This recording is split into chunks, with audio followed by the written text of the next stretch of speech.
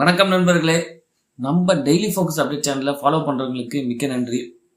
இந்தியாவில் முதல் முறையாக மக்கள் தொகை கணக்கெடுப்பை டிஜிட்டல் முறையில் நடத்த போகிறாங்க. இந்த டிஜிட்டல் முறையில் நடத்துறதுனால கண்டிப்பாக மிக துல்லியமான ஒரு மக்கள் தொகை கணக்கெடுப்பாக தான் இந்த 2026 மக்கள் தொகை கணக்கெடுப்பு இருக்க போகுது. இதுக்கு முன்னாடி 2011 பண்ணினாங்க. ஆக்சுவலாக 10 வருஷத்துக்கு ஒரு தடவை பண்ணியிருக்கணும். 2021 மக்கள் தொகை கணக்கெடுப்பு நடத்தியிருக்கணும். காரணம் கொரோனா பிரச்சனையினால நம்மளால மக்கள் தொகை கணக்கெடுப்பு நடத்த முடியாதனால இப்போ 2026 எடுக்கிறாங்க. என்ன யூஸ் இந்த மக்கள் தொகை கணக்கெடுப்பு நடத்துறதுனால அப்படின்னா, நிறைய வளர்ச்சி திட்டங்கள் நாட்டை முன்னேற்றத்துக்கும் வேற வகையான திட்டங்களை வகுக்கிறதுக்கும் இந்த மக்கள் தொகை கணக்கெடுப்புங்கிறது ரொம்ப முக்கியம். அதனால நம்ம ஒவ்வொருவரும் நம்மளுடைய குடும்பத்தினுடைய விவரங்களை தெளிவா அரசுக்கு கொடுக்க வேண்டியது நம்மளுடைய கடமைன்னே சொல்லலாங்க. ஏன்னா 2011 லாஸ்டா நடத்திருக்கு. இப்போ திட்ட 15 வருஷம் எவ்வளவு மாற்றங்கள், எவ்வளவு மக்கள் தொகை உயர்ந்திருக்கும் அப்படிங்கிறத கொஞ்சம் யோசிச்சு பாருங்க. இப்போ ஒரு வருஷத்துக்கே மக்கள் தொகைங்கிறது ரொம்ப ஹை லெவல்ல உயர்ந்துட்டு இருக்குங்க. அப்படி பார்த்தா இப்போ 15 வருஷத்துக்கு அப்புறம் எந்த அளவுக்கு உயர்ந்திருக்கும் அப்படிங்கிறத எண்ணி பார்க்கணும். நம்ம மத்திய அரசிட்ட இருந்து நம்ம மாநில அரசு நிதி பெறதே கூட மக்கள் தொகையை வச்சுதான் நிதி ஒதுக்கீடு செய்யறாங்க. மக்கள் தொகை அதிகமா இருக்கக்கூடிய மாநிலங்களுக்கு அதிகப்படியான நிதி சென்றடைகிறது. மக்கள் தொகை கம்மியா இருக்கிற மாநிலத்துக்கு கம்மியான நிதி சென்றடைகிறது. இப்போ நமக்கு நிதி கம்மியா வரதுக்கெல்லாம் இதுவும் ஒரு காரணம். அடுத்தது வளர்ச்சி திட்டங்கள் நம்ம கண்டிப்பா இந்த மக்கள் தொகை கணக்கெடுப்புனால நிறைய மாற்றங்களை கொண்டு வரலாம்.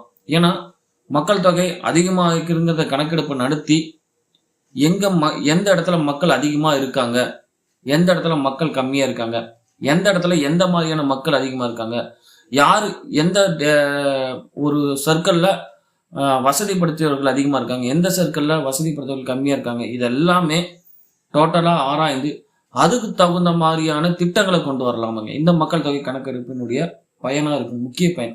அதாவது இப்போ மக்கள் தொகை ஒரு இடத்துல ரொம்ப அதிகமா இருக்கலாம், ஆனா அங்க ஹாஸ்பிட்டல்ஸ் பார்த்தீங்கன்னா கம்மியா இருக்கும், வாய்ப்பு இருக்கு. ஸோ இந்த மக்கள் தொகை அப்போ கணக்கெடுப்பு நடத்தினதுக்கப்புறம் இங்கே மக்கள் அதிகமாக இருக்காங்க, ஆனால் ஹாஸ்பிட்டல்ஸ் அங்கே எண்ணிக்கை கம்மியாக இருக்குது, அங்கே இன்னொரு ஹாஸ்பிட்டல் புதுசாக கொண்டு வரலாம் அப்படிங்கிறத யோசிக்கலாம். அடுத்தது இந்த திட்டத்தின் மூலயமா மக்கள் தொகை திட்டத்தின் டோட்டலாக ஓவராலாக கால்குலேட் பண்ணதுக்கப்புறம் எல்லார்கிட்டையும் குடிநீர் வசதி இருக்கா, எல்லார்கிட்டையும் மின்சார வசதி இருக்கா, இது எல்லாமே ஓவராலாக ஃபைன் பண்ணலாம். எங்கே யாருக்கு என்ன தேவை அப்படிங்கிறத ஈஸியாக ஐடென்டிஃபை பண்ணி அரசு அதற்கான திட்டங்களை கொண்டு வரதுக்கு வாய்ப்பாக இருக்கும். பள்ளிகள் ஸ்ட்ரென்த்து மக்கள் அதிகமாக இருக்கிற இடத்துல ஸ்கூல்ஸ் எத்தனை இருக்குன்னு கால்குலேட் பண்ணலாம். எந்த இடத்துல ஸ்கூல் நீடு இருக்கு அப்படிங்கிறதையும் பண்ணலாம். எந்த இடத்துல யாருக்கு என்ன ஸ்கூல் தேவை, காலேஜஸ் தேவை அப்படிங்கிறத ஃபைன் பண்ணலாம் இந்த மக்கள் தொகை கணக்கெடுப்பு மூலியமா. பேருந்து வசதிகள் கண்டிப்பா இப்போ எல்லாருமே எல்லா பக்கமும் பேருந்துகள் இருக்கு, இருந்தாலும் மக்கள் அதிகமா எங்க இருக்காங்க, யாருக்கு எந்த பேருந்து வசதி கம்மியா இருக்கு அப்படிங்கிறது இந்த மக்கள் தொகை மூலியமா கண்டுபிடிச்சு அவங்களுக்கு பேருந்து வசதிகளை அதிகப்படுத்துறதுக்கான வாய்ப்புகளை கொண்டு வரலாம். இது எல்லாமே இந்த மக்கள் தொகை கணக்கெடுப்பினுடைய பயன் தாங்க. அடுத்தது லாஸ்டா தேர்தல் பிரதிநிதித்துவம், இது ஒரு பெரிய பிக்கெஸ்ட் பாயிண்ட். இப்போ இருக்கிற அதாவது தொகுதியை பொறுத்தவரையிலும் இந்த மக்கள் தொகை கணக்கெடுப்பு பிரகாரம் இது எல்லாத்தையுமே மறுவரையறை பண்ணி தொகுதிகளின் எண்ணிக்கையை அதிகப்படுத்துறதுக்கான வாய்ப்புகள் இந்த மக்கள் தொகை கணக்கெடுப்பு மூலியமா இருக்கு. லாஸ்டா 2011 நடந்தது, இப்போ 2026 நடக்குது.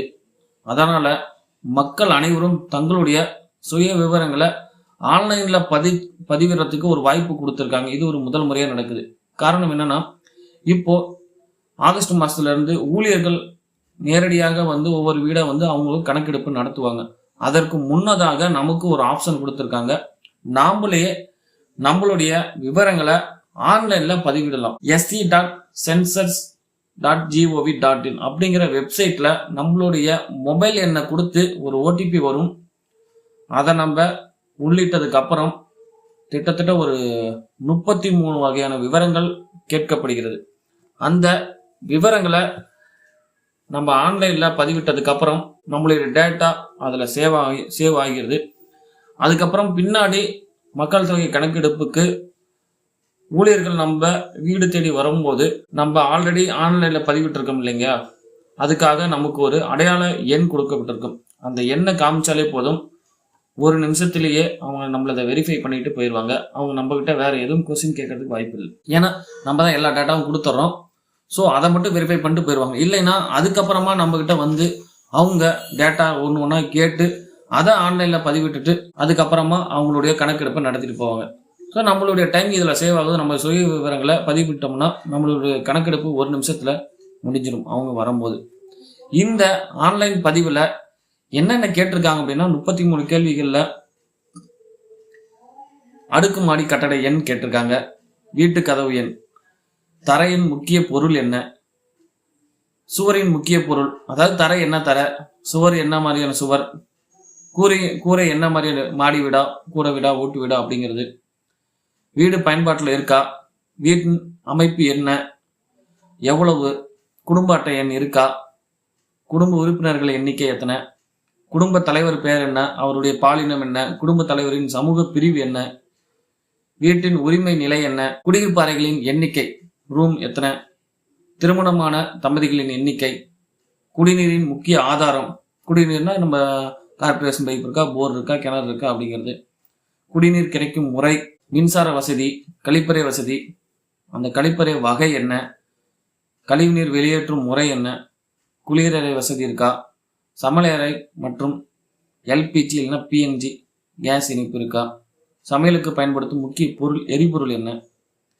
வானொலி டிரான்சிஸ்டர் வசதி இருக்கா, தொலைக்காட்சி வசதி இருக்கா, இணைய வசதி இருக்கா, கணினி மடிக்கணினி வசதி ஏதாவது வச்சுருக்கீங்களா, தொலைபேசி செல்போன் இருக்கா, சைக்கிள் இருக்கா அல்லது வாகனம் ஏதாவது இருக்கா, கார் ஜீப் வேன் ஏதாவது இருக்கா, வீட்டில் உண்ணப்படும் முக்கிய உணவு என்ன, செல்போன் எண் என்ன. இந்த மாதிரியான ஒரு 33 வகையான கேள்விகள் கேட்குறாங்க. இதை நம்ம உள்ளீடு செய்து நம்ம சப்மிட் பண்ணதுக்கு அப்புறம் நமக்கு ஒரு அடையாள எண் கொடுக்கப்படுகிறது. அந்த எண்ணை நம்ம ஊழியர்கள் கணக்கெடுப்பு நடத்தும் போது நம்ம காமிச்சாலே போதுமானது, நம்மளது வெரிஃபை ஆகிடும். இது கண்டிப்பாக மக்கள் அனைவரும் மக்கள் தொகை கணக்கெடுப்புக்கு ஆதரவு கொடுத்து உங்களுடைய சுய விவரங்களை ஆன்லைனில் பதிவு செஞ்சுட்டா நம்ம ஈஸியாக ஊழியர்கள் வரும்போது நம்மளுடைய பணி அவங்களுடைய பணியும் ஈஸியாக முடிஞ்சிடும். இது ஒரு கடமையாகவே நம்ம எல்லாரும் செய்யணும். ஏன்னா இதனால் அரசாங்கம் நமக்கு தேவையான வசதிகளை வாய்ப்புகளை ஏற்படுத்துறதுக்கு அவங்களுக்கு துல்லியமான ஒரு டேட்டா கிடைச்சிடும். ஸோ இந்த ஒரு நல்ல பதிவை நீங்கள் ஃபாலோ பண்ணுங்கள், உங்களுக்கு தெரிந்த நண்பர்களுக்கும் ஷேர் பண்ணுங்கள். நன்றி.